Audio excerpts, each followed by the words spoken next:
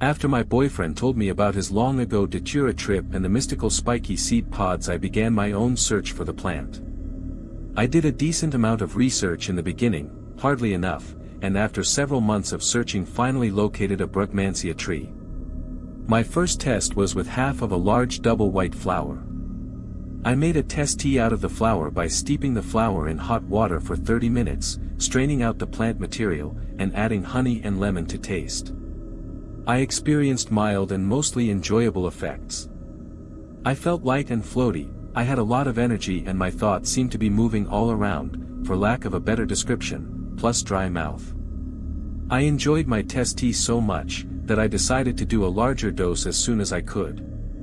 A few weeks passed before I found another tree, also Brugmansia, but of the yellow/golden and single flower variety. I took about 6 or 7 flowers to experiment with, as well as a few leaves.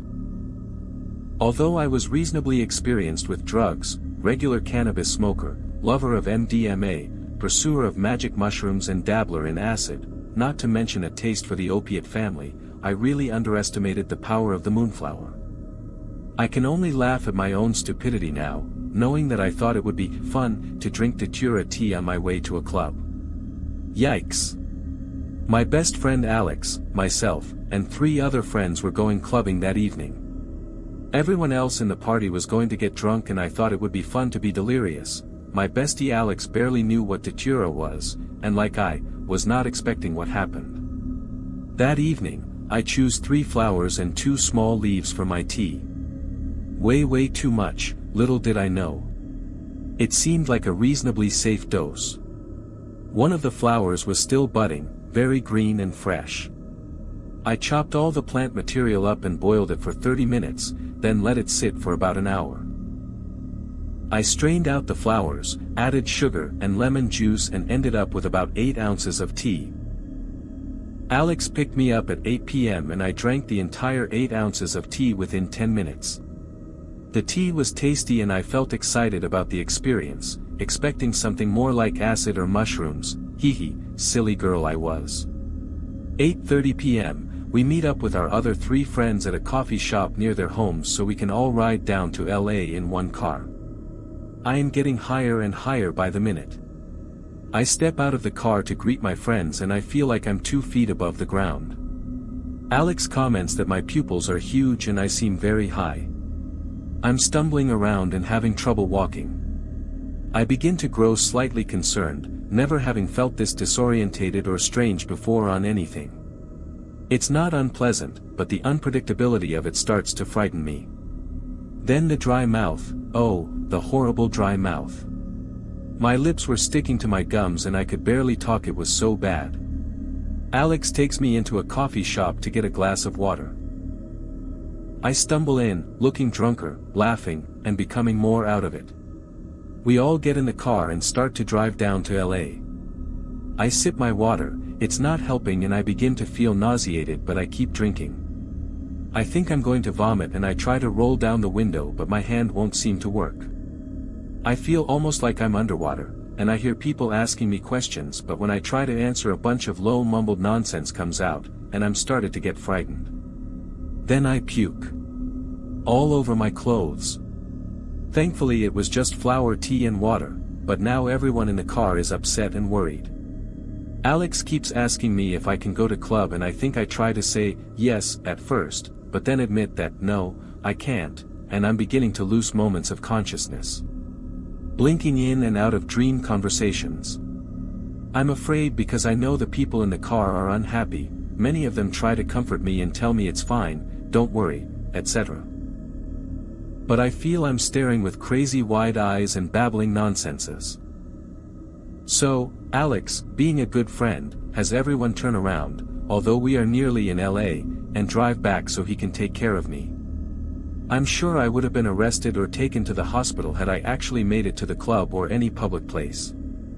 I don't remember much of the drive back. I mostly remember trying to talk and not being able to speak up and feeling confused and worried.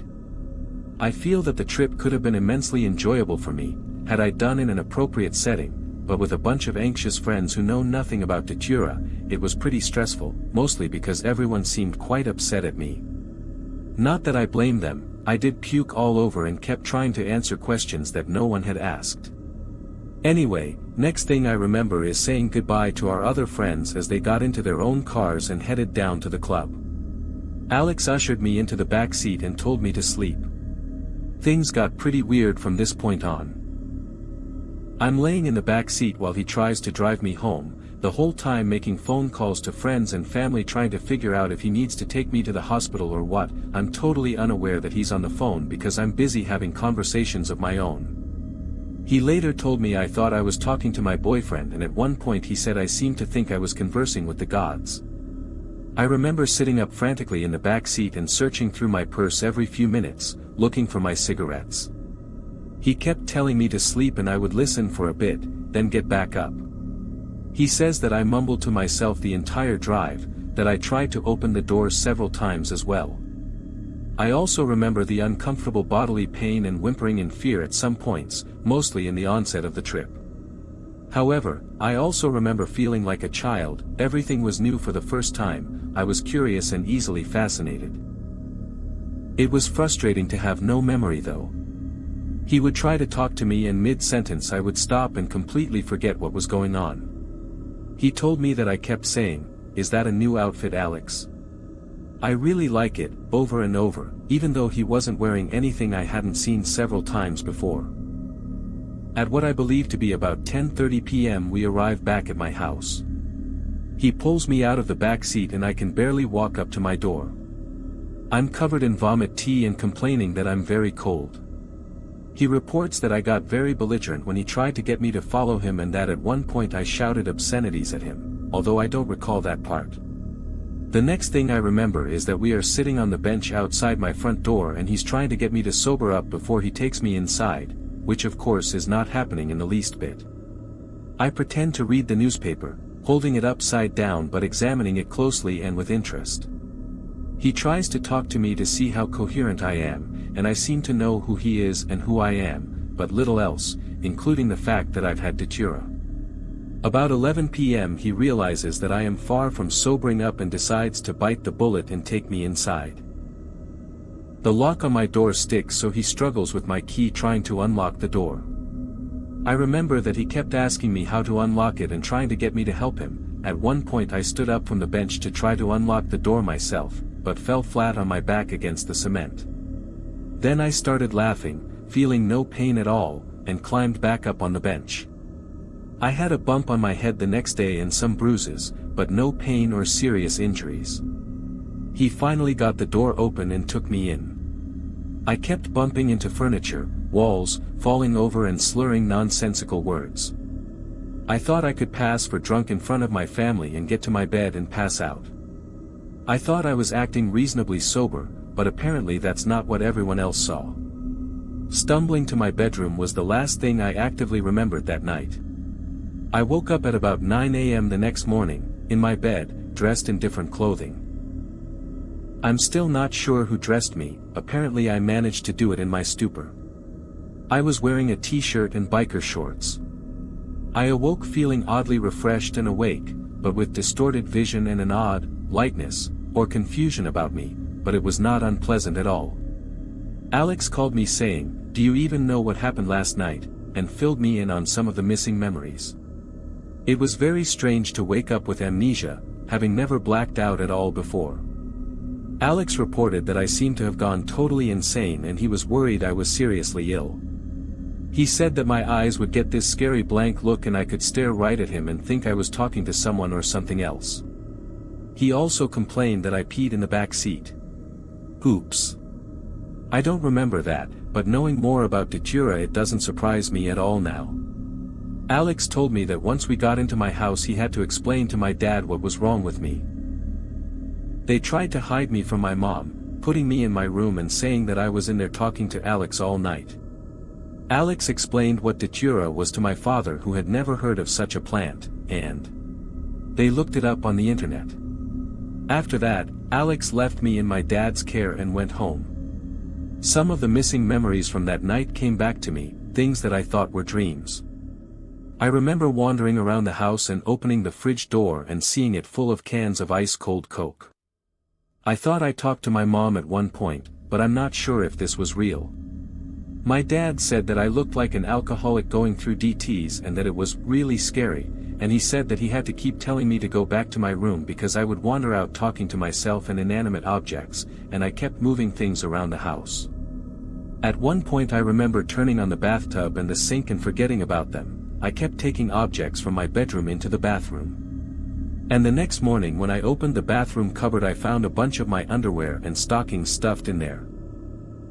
I also remember looking at myself in the mirror and laughing manically into my weird blankly dilated eyes and talking to my reflection, not really knowing that it wasn't another person. I'll never forget the look in my eyes. It really didn't seem to be me, but it was my unconscious mind, free through the power of Datura, peeking back at me from behind my big black pupils. I guess at some point I must have gotten into bed and truly fell asleep, although I really wish I knew more about what I experienced during my delirium. Sadly, I didn't have my trip set up right. I wish I had had a guide who wanted to watch and help me on my journey, as well as report what I was saying and seeing. Anyway, the next day I went into work just fine, and felt quite good but strange all day. I felt an odd sense of power and excitement, and happiness that I wasn't hurt. I don't believe I was in danger of dying from too much poison, although I do think the dose was too large. However, my delirium presented a strong danger that I could be killed by walking into traffic or in some other unwitting way. I did try to jump out of a moving car without knowing what I was doing. Ultimately, it took me about a week or so to return to normal, although like many others, I don't think I will ever fully return to my pre-Datura state. My short-term memory was very impaired for most of the week following my trip and my concentration was shot. I felt very ditzy and worried that I might not fully recover.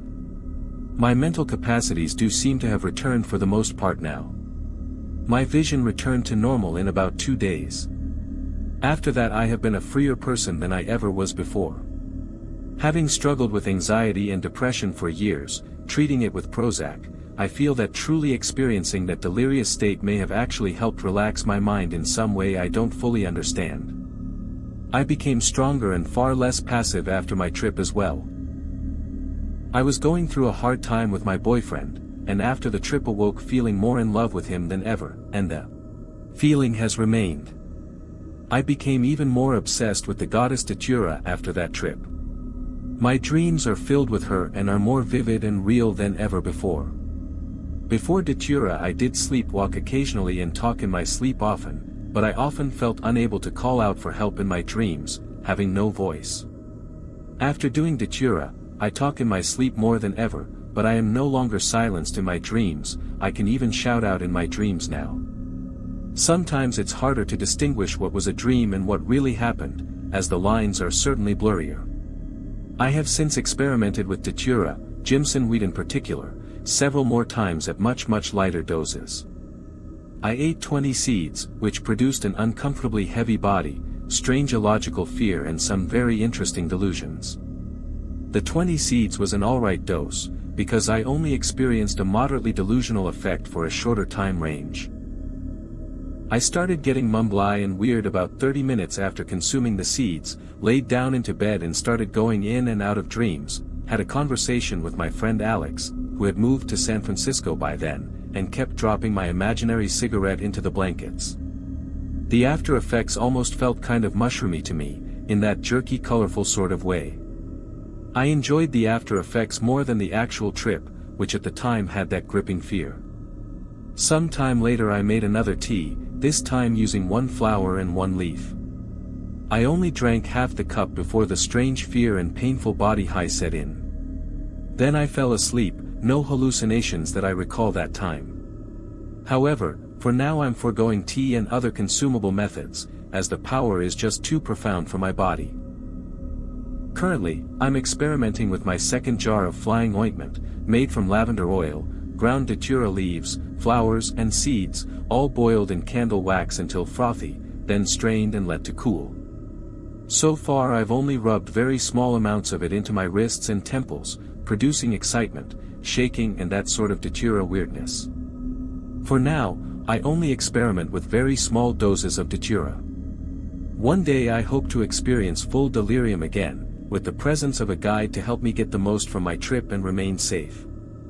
I've been doing as much research into every area of this plant as possible. The history, science and mythology are fascinating, and I strongly recommend that everyone research all areas before beginning experimentation. I see a lot of bad talk and fear about Datura, but I guess I'm one of the few people who have fallen in love with her. I love the smell, the flowers, the beauty, the power, the intoxication. Her very spirit is the spirit of the dream realm, of the delirious mind, of the untamed brain stem, our primitive thoughts given control of our bodies. As it's been said before, it's not recreational, it's not traditionally fun, it can be painful and frightening, but I do believe if she calls to you, you may not be able to resist. Doing Datura, to me, is like being possessed by her. The only advice I have for anyone looking to try it is, respect her, more than you think you should, or she may put the fear in you like you've never known before. Love her and perhaps she'll imbue you with some of her power, treat her poorly and she may kill you. Start at really small doses, work your way up to different levels before you jump in, and never do it alone, you might need help when she takes over.